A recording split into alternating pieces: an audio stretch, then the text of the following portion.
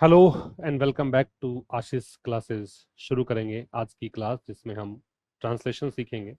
Translation में Hindi to English translation ये उन सभी के लिए इम्पोर्टेंट सेशन है जो अपनी अंडरस्टैंडिंग इंप्रूव करना चाहते हैं या फिर किसी ऐसी परीक्षा की तैयारी कर रहे हैं जहाँ पे ट्रांसलेशन पूछा जाता है। एक अपना बैच भी उपलब्ध है आशीष क्लासेस एप्लीकेशन पर। बैच ये कंप्लीट हो चुका है तो एक साथ आपको सारी वीडियोस मिल जाएंगे, पीडीएफ अवेलेबल होगी। शुरुआत में बिल्कुल जीरो लेवल से मैंने यहाँ पे पढ़ाया हुआ है, उसके बाद बिल्कुल एडवांस्ड लेवल पर जाके हर स्फेयर के क्षेत्र जो सेंटेंसेस है वो हमने डिस्कस किए हैं, चाहे वो पॉलिटी हो, चाहे वो इकोनॉमी हो, चाहे वो ज्योग्राफी हो, है ना, या फिर कोई स्पोर्ट्स पेज से हो या प्रौद्योगिकी से हो। So everything you will find here. अब हम स्टार्ट करेंगे आज की क्लास। 30% ऑफ ये ऑफर चल रहा है, 4 तारीख तक का ऑफर है, तो ये समय रहते आप ग्रैब कर सकते हैं अपॉर्चुनिटी। चलिए सर, पहला सेंटेंस आप देखेंगे। फर्स्ट सेंटेंस, वर्तमान परिस्थितियां संकेत देती हैं कि सामाजिक असमानता धीरे धीरे गहरी होती जा रही। जिन बच्चों ने मेरे साथ ट्रांसलेशन सीखा है उनको पता है क्या अप्रोच रहनी चाहिए। सेंटेंस कितना बड़ा है उस चिंता को आप छोड़ दीजिए। आप केवल सेंटेंस में ये पहचानने की कोशिश कीजिए कि सेंटेंस का सब्जेक्ट क्या है, कंजंक्शन कहाँ आ रहा है, कहाँ ये सेंटेंस स्प्लिट हो रहा है ना। तो आप इसको पढ़ेंगे तो आप पाएंगे कि ये वर्तमान से लेकर और संकेत देती है कि ये एक पार्ट हमें पहले कवर करना है। ठीक है, तो इसको पहले कवर करोगे तो भाई यहाँ पे सबसे पहले सब्जेक्ट देखिए क्या है। सब्जेक्ट है वर्तमान परिस्थितियां।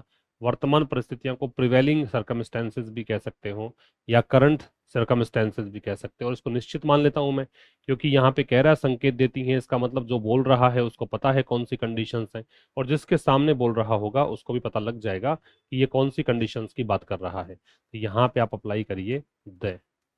तो the current circumstances, the current circumstances संकेत देती हैं तो करेंगे इंडिकेट। प्रेजेंट सिंपल टेंस है, चूंकि सर्कमस्टेंसेस प्लूरल है तो यहाँ पे एस नहीं जुड़ेगा, इंडिकेट्स नहीं होगा, की के लिए दैट आ गया।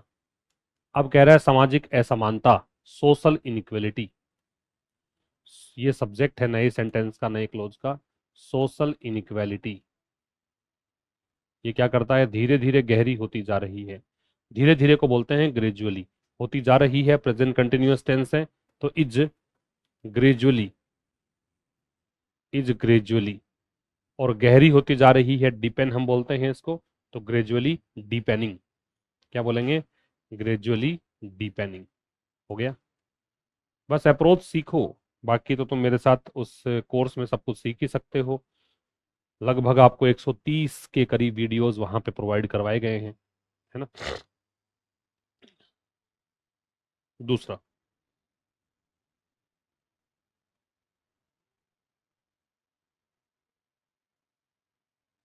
दूसरा देखिए, सरकार की नीतियों का प्रभाव दूरगामी और बहुआयामी हो सकता है। सेंटेंस का सब्जेक्ट पहचानेंगे तो आप पाएंगे कि यहाँ पे सरकार की नीतियों का प्रभाव, ये सेंटेंस का सब्जेक्ट है, प्रभाव सब्जेक्ट है। प्रभाव किसका है वो जोड़ेंगे इसके तो पूरा सब्जेक्ट बनेगा। प्रभाव को बोलेंगे द इम्पैक्ट। इम्पैक्ट से पहले द क्यों लगाया है, क्योंकि प्रभाव किसका है वो दे रखा है। का के लिए लगाया ओ। सरकार की नीतियां तो गवर्नमेंट पॉलिसीज, गवर्नमेंट पॉलिसीज।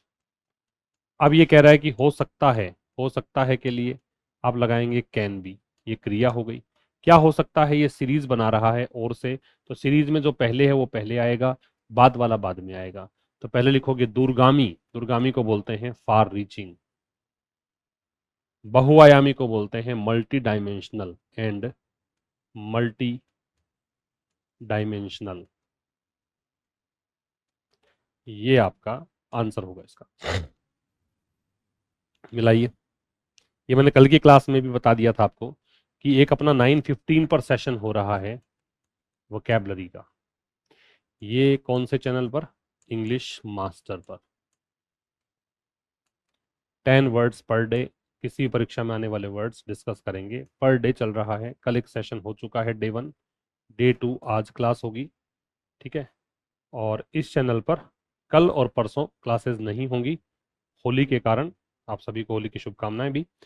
और ये क्लासेस अब हम रिज्यूम करेंगे 4 तारीख 5 तारीख से। ठीक है, 3 और 4 का ऑफ रहेगा आपका। बाकी इस पर क्लासेस चलेंगी आपकी, तो ये आप इतने दिनों ये देख सकते हैं। यहाँ पर एक दिन का अवकाश होने वाला है केवल 4 तारीख का, किस पे, इंग्लिश मास्टर पे। बाकी वो कैब यहाँ कंटिन्यू हम करेंगे। तीसरा सेंटेंस पढ़िए, तकनीकी प्रगति ने मानव जीवन को सुविधाजनक तो बनाया है किंतु नैतिक चुनौतियां भी उत्पन्न की है। सेंटेंस का सब्जेक्ट पता लगाइए। सब्जेक्ट क्या है? तकनीकी प्रगति। तकनीकी प्रगति को क्या बोलते हैं? Technological advancement. ठीक है, उसने सुविधाजनक तो बनाया है, तो क्या बनाओगे? पहले सेंटेंस का सब्जेक्ट लिया हमने टेक्नोलॉजिकल, टेक्नोलॉजिकल, प्रगति को बोल देंगे एडवांसमेंट, ये सब्जेक्ट हो गया। अब इसकी वर्ब है बनाया है, देख रहे हैं कि प्रेजेंट परफेक्ट है तो हैज हैव का प्रयोग करें, ये सिंगुलर है तो हैज लगा दिया। क्या सुविधाजनक बनाया है? हैज मेड, किसको बनाया है? ह्यूमन लाइफ को, तो हैज मेड ह्यूमन लाइफ। सुविधाजनक को बोलते हैं कन्वीनियंट। स्पेलिंग भी याद रखना, किसी न किसी परीक्षा में पूछी जा सकती है, इंपॉर्टेंट होती है ये। ठीक है, तो इसने ह्यूमन लाइफ को बना दिया कन्वीनियंट। किंतु नैतिक चुनौतियां भी उत्पन्न की है, किसने? तकनीकी प्रगति ने। बट इसने उत्पन्न की है तो इट सब्जेक्ट लगाइए। हालांकि इस हिंदी वाले सेंटेंस में तो कहीं पर भी यह है नहीं, लेकिन चूंकि हमें कोई भी क्लोज का भी स्टार्ट करना है तो भी सब्जेक्ट तो चाहिए। सब्जेक्ट आपका अंडरस्टूड है कि तकनीकी प्रगति की बात कर रहा है, तो इट लगा दिया। इसने क्या किया है? नैतिक चुनौतियां भी उत्पन्न की। उत्पन्न की है मतलब जनरेट की है, तो इट हैज ऑल्सो।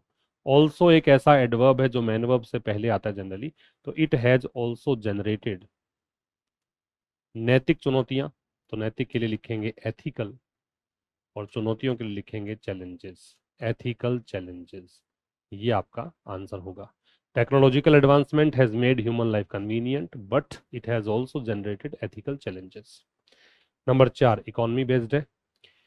आर्थिक मंदी के कारण बाजार में अनिश्चितता और निवेशकों में आशंका व्याप्त है। कोई टर्म नहीं आए तो उसको तो मैं बता ही देता हूँ पहले ही। अगर आप मान लीजिए पहले प्रयास करना चाहें तो मैं बता देता हूँ कि आशंका जो है एप्रीहेंशन होता है। एप्रीहेंशन, अनिश्चितता अनसर्टेनिटी, निवेशक इन्वेस्टर्स, आर्थिक मंदी slow down, economic slowdown. तो मान लो ये वाला पार्ट तो एडिशनल ही है, बाकी सेंटेंस तो आगे से स्टार्ट है, तो इस वाले पार्ट को तो पहले डील कर लेते हैं इससे। आर्थिक मंदी के कारण के लिए लिखा ड्यू टू, आर्थिक मंदी को लिखा इकोनॉमिक स्लो डाउन, तो due to economic slowdown, ये काम हो गया, due to economic slowdown. अब दूसरा काम करो, यहाँ स्पेस नहीं आएगा, due to economic slowdown. बाजार में अनिश्चितता और निवेशकों में आशंका व्याप्त है। दो चीजें हैं, अनिश्चितता तो कहाँ है? बाजार में। आशंका कहाँ है? निवेशकों में। व्याप्त है इसका मतलब क्या है? प्रिवेल करती है। तो व्याप्त है मतलब ये ऐसी स्थिति में है, ये प्रेजेंट सिंपल में ही बनेगा। तो अनसर्टेनिटी पहला सब्जेक्ट लेते हैं, अनसर्टेनिटी प्रिवेल्स, ये हो गया। व्याप्त है, एग्जिस्ट करती है, कहां पर? इन, किस में है? मार्केट में, तो इन द मार्केट।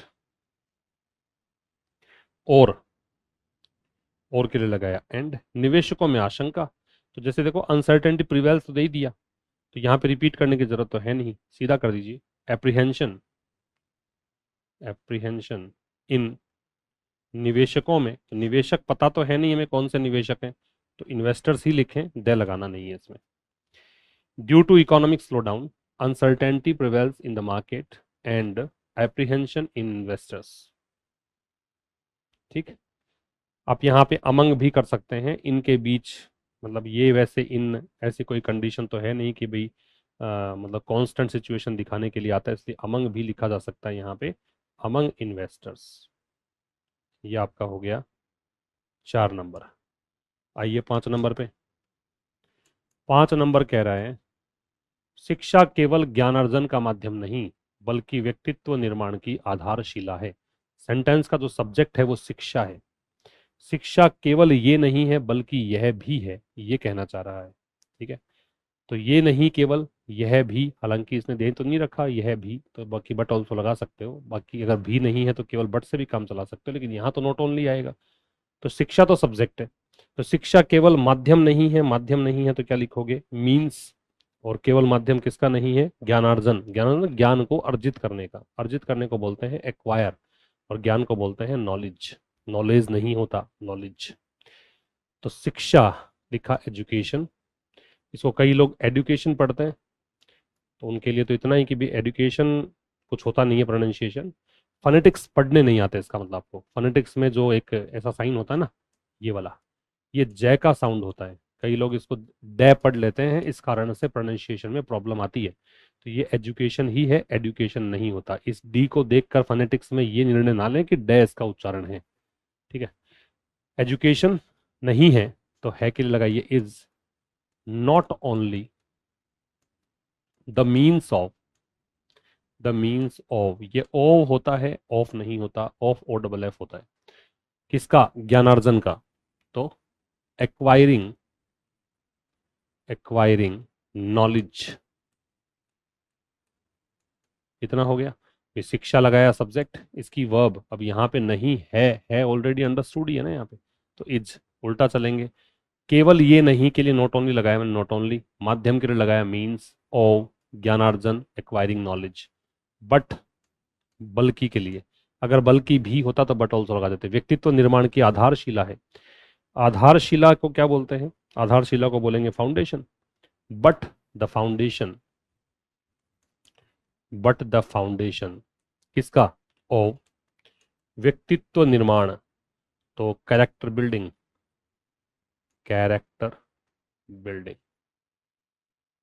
ये आपका आंसर होगा नंबर 5 का। नंबर 6 में आइए। नंबर 6 कह रहा है वैश्विक परिदृश्य में हो रहे परिवर्तन विकासशील देशों के लिए नई चुनौतियां प्रस्तुत कर रहे हैं। सेंटेंस का सब्जेक्ट अगर ध्यान से पढ़ेंगे तो परिवर्तन है, परिवर्तन के बारे में एडिशनल जानकारियां ये पूरी है, वैश्विक परिदृश्य में हो रहे परिवर्तन, ये पूरा फिर सब्जेक्ट बनेगा, इससे जुड़ी हुई जानकारी ये है। इसकी फिर वर्ब करोगे तो ये प्रस्तुत कर रहे हैं, ये वर्ब है, उसके बाद तुम उल्टा चलोगे तो भी वाक्य बन जाएगा। कोशिश करो।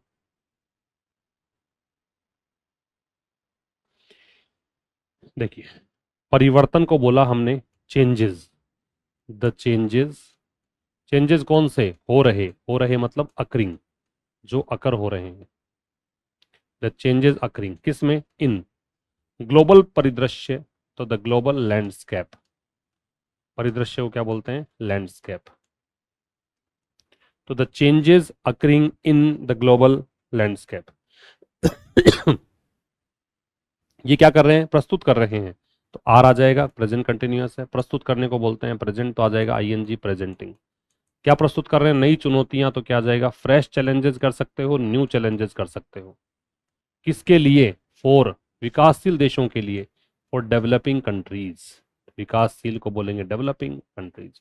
भाई मैंने आपको एकदम बेसिक सा जो कॉन्सेप्ट है, कोर कॉन्सेप्ट है, वो बता दिया कि किसी भी सेंटेंस में, चाहे वो कितना भी इंट्रिकेट क्यों ना हो, कितना भी बड़ा क्यों ना हो, what you have to do कि सेंटेंस का सब्जेक्ट निकालो, सेंटेंस की वर्ब निकालो, वर्ब ट्रांजिटिव अगर है, मतलब सकर्मक है, तो उसका ऑब्जेक्ट लगाओ, और वो ट्रांजिटिव नहीं है, ये क्या हैबिट से आएगा, ये से रटने वाला कॉन्सेप्ट है नहीं। खैर, सब्जेक्ट लगाइए, वर्ब लगाइए, और उसका तो उल्टा चलेंगे तो वाक्य बन जाता है, क्योंकि हिंदी का ऑपोजिट जो फॉर्म है वो इंग्लिश है। अगर आप थोड़ा सा ये अभ्यास करते हैं तो खुद जान जाओगे इस बात को आप।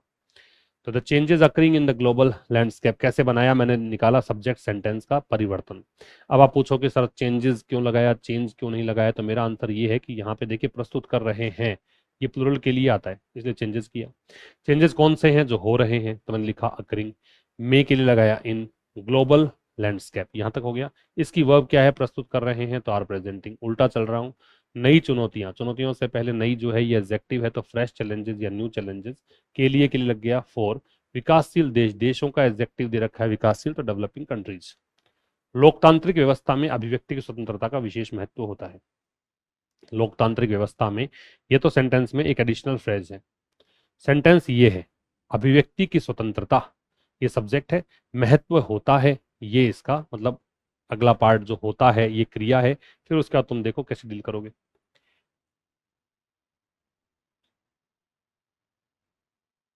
देखो, लोकतांत्रिक व्यवस्था में, तो मे के लिए लगाया इन, व्यवस्था से पहले लोकतांत्रिक जो दे रखा है वो आपका इसका एडजेक्टिव है, तो इन अ डेमोक्रेटिक, व्यवस्था के लिए सिस्टम कह सकते हैं, इन अ डेमोक्रेटिक सिस्टम, ये तो हो गया इस एडिशनल फ्रेज की कहानी। अभिव्यक्ति की स्वतंत्रता को बोलते हैं freedom of speech, freedom of speech, ये अव या ओ कहलाता है, बताया था मैंने। होता है महत्व, इसका मतलब ये खुद तो महत्व है नहीं, होता है कि लिए जनरली हमने इज या एम या आर लगाया हुआ था, लेकिन ये खुद तो है नहीं, ये मतलब रखता है, इसका सेंस निकालिए कि ये रखता है महत्व, इसलिए आप होल्ड्स कर सकते हो। होल्ड्स, विशेष महत्व को बोलेंगे अ स्पेशल सिग्निफिकेंस, विशेष के लिए लग गया स्पेशल, महत्व के लिए इंपॉर्टेंस, सिग्निफिकेंस ये तुम लगा सकते हो। In a democratic system freedom of speech holds a special significance. ठीक। अब आप ये प्रश्न पूछ सकते हो कि यह सर ए कैसे आ गया सिग्निफिकेंस से पहले। तो भाई ये सिंगुलर काउंटेबल नाउन है, whenever you see a countable noun if it is in singular form then we can apply a और एन बिफोर इट। ये ध्यान रखें, क्योंकि सिंगुलर नाउन जनरली बिना किसी आर्टिकल डिटर्मिनर के आती नहीं है, तो कुछ ना कुछ लगाना पड़ता है, if it is specific then the, अगर नहीं है तो ए और एन। प्राकृतिक संसाधनों का अंधाधुंध दोहन पर्यावरणीय संतुलन को गंभीर रूप से प्रभावित कर सकता है।